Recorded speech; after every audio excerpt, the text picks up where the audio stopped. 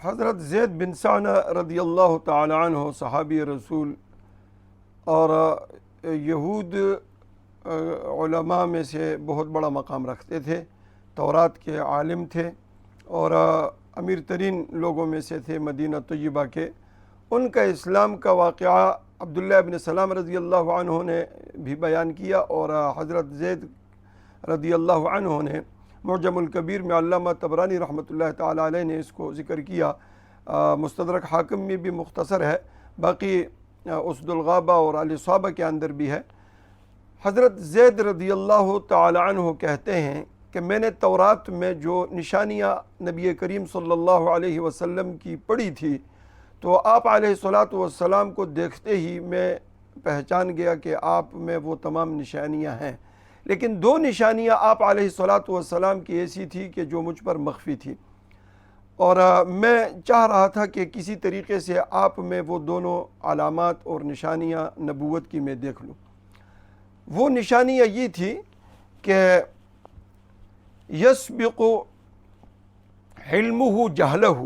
ولا تزید شدت الجہل علیہ الا حلما، کہ ایک تو آپ کے غصے پر آپ کا حلم، بردباری جس کو ہم کہتے ہیں، وہ غالب رہے گا، اور آپ کا فریق مخالف جتنی بھی شدت کرے جہل میں، بیوقوفی میں آپ کے سامنے، تو آپ غصے میں نہیں آئیں گے، بلکہ آپ کا تحمل اور آپ کا سکون، اطمینان، بردباری تو یہ بڑھتی رہے گی۔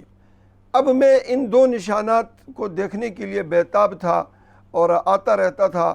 آپ کو دیکھتا رہتا کہ کیسا اور کون سا ایسا موقع ہو کہ میں ان دو نشانیوں میں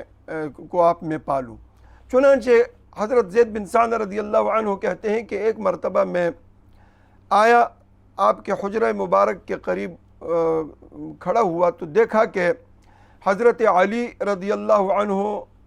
آپ کے ساتھ تھے، اور آپ حجرہ مبارک سے تشریف لائے باہر، تو باہر ایک دوسرا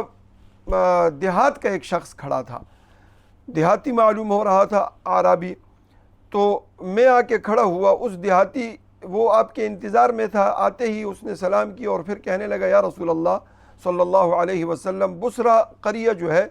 اس میں فلاں قبیلے کے لوگ میرے کہنے پہ اسلام لائے ہیں، اور میں نے ان سے کہا تھا کہ اگر تم مسلمان ہو جاؤ گے تو وافر مقدار میں اللہ تم کو رزق دے گا، اور تمہارے مال میں اور تمہارے اناج میں اللہ برکت پیدا فرما دے گا۔ اب صورتحال یہ ہے کہ قحط سالی ہے، اور مجھے ڈر ہے کہ کہیں وہ دوبارہ اپنے دین میں واپس نہ ہو جائے، اور ان کو جو ہے وہ زمانے کے حوادثات نے گھیر لیا اور امتحانات ان پر آئے ہیں، تو اگر آپ کے پاس کچھ ہو تو آپ عطا کر دیجئے تاکہ ان کی میں کچھ مدد کر سکوں۔ آپ صلی اللہ علیہ وسلم نے حضرت علی رضی اللہ کی طرف دیکھا، حضرت علی رضی اللہ عنہ کہنے لگے یا رسول اللہ ہمارے پاس تو کچھ بھی نہیں، جو کچھ مال آیا تھا ہم نے تقسیم کر دیا۔ تو میں نے اس موقع کو غنیمت جانا، حضرت زید کہتے ہیں، میں قریب ہوں اور میں نے کہا کہ یا محمد صلی اللہ علیہ وسلم،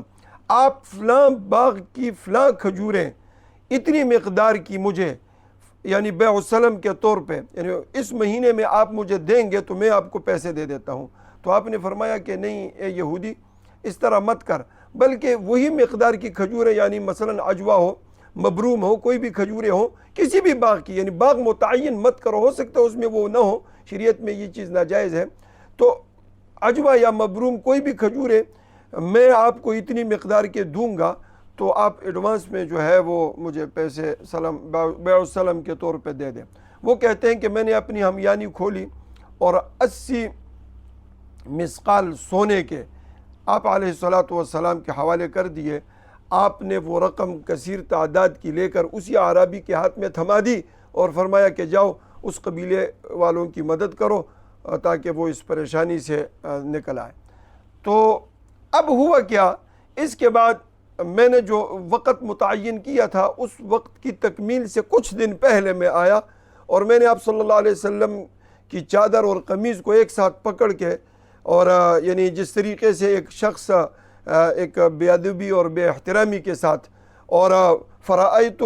بوجہ غلیظ کے الفاظ ہیں طبرانی کے، کہ بڑے سخت نگاہوں سے میں نے آپ علیہ الصلاۃ والسلام کو دیکھا، اور میں نے کہا کہ اعطِ حق یا محمد،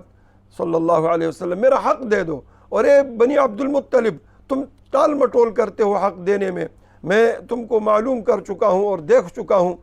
تو جب یہ الفاظ میں نے کہے اور اس قسم کی حرکت کی تو حضرت عمر رضی اللہ عنہ وہاں تشریف فرما ہوئے تھے، تو فَإِذَا عَيْنَاهُ تَدُورَانِ فِي وَجْهِهِ كَالْفَلْكِ الْمُسْتَدِيرِ، یہ اس حضرت زید کے الفاظ ہیں کہ میں نے حضرت عمر کے چہرے کی طرف دیکھا تو ان کی آنکھیں جو ہے نا وہ یوں گھوم رہی تھی جس طرح کہ کوئی ستارہ سیارہ اپنے مدار میں گھوم رہا ہو، اور فوراً میری طرف غضبناک آنکھوں سے دیکھ کر کہنے لگا کہ اے یا عدو اللہ، یہ میں کیا دیکھ رہا ہوں اور کیا سن رہا ہوں جو آپ نبی کریم صلی اللہ علیہ وسلم آپ علیہ السلام کے ساتھ تو کر رہا ہے۔ تو جب حضرت اور پھر ساتھ کہنے لگے حضرت عمر کہ اے اللہ کے دشمن، اگر ہمارے تمہارے درمیان ایک معاہدہ نہ ہوتا تو اللہ کی قسم اس تلوار سے میں تیری گردن اڑا دیتا، لیکن مجھے اس معاہدے کا ڈر اور خوف اور اس کا پاس ہے کہ جو آپ صلی اللہ علیہ وسلم نے یہودیوں کے ساتھ کیا ہے۔ تو جب اس نے یہ سخت قسم کے الفاظ ادا کر دیے میرے سامنے اور مجھے، تو آپ علیہ السلام بڑے سکون اور یعنی محبت کے ساتھ عمر کی طرف دیکھ رہے تھے، اور آپ نے فرمایا اے عمر، میں اور یہ دونوں اس کے محتاج نہیں تھے آپ کے تیرے اس رویے کے، بلکہ ہم محتاج تھے اس کے کہ تو مجھے کہتا کہ یا رسول اللہ اس کا حق ادا کر دو، اور اسے کہتا کہ اے شخص تو ادب اور احترام کے ساتھ نرمی کے ساتھ اپنا حق وصول کر۔ تو ہم دونوں اس کے محتاج تھے، نہ اس کے کہ جو اب یہ جو صورتحال تو نے اس کے سامنے کی ہے۔ حضرت زید رضی اللہ عنہ کہتے ہیں کہ اس کے بعد آپ صلی اللہ علیہ وسلم نے فرمایا کہ عمر جاؤ اس کو لے جاؤ اور اس کا جو حق ہے وہ اس کو ادا کر دو بیت المال سے، اور 20 صاع مزید کھجوروں کے اس کو اور دے دو، وہ اس کے بدلے میں جو تو نے اس کی شان میں گستاخی کی اور سختی کی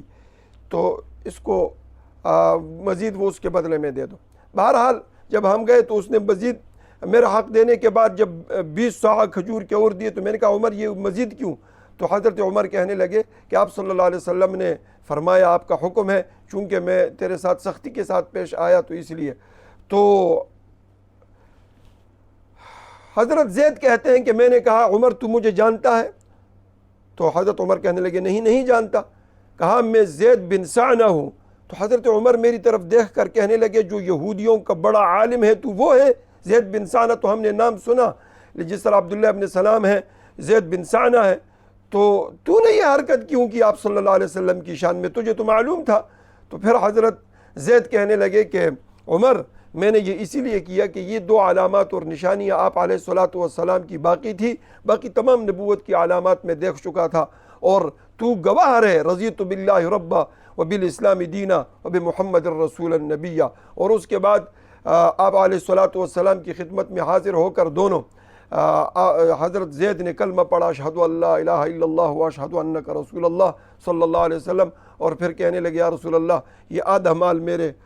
جو آپ کے قدموں میں حاضر ہے اور آپ اس کو اپنی مرضی میں غریب غربا جن کو بھی آپ دیں۔ تو میرے محترم عرض کرنے کا مقصد یہ زید بن سعنہ رضی اللہ عنہ پھر اللہ کی ذات نے ان کو جب یہ غزوہ تبوک سے واپس آ رہے تھے تو رستے میں ان کی شہادت ہوئی، اور اس طریقے سے یعنی جس طرح عبداللہ ابن سلام تھے زید بن سعد اپنے ساتھیوں کے ساتھ مشرف با اسلام ہوئے۔ اللہم صلی وسلم علی سیدنا محمد۔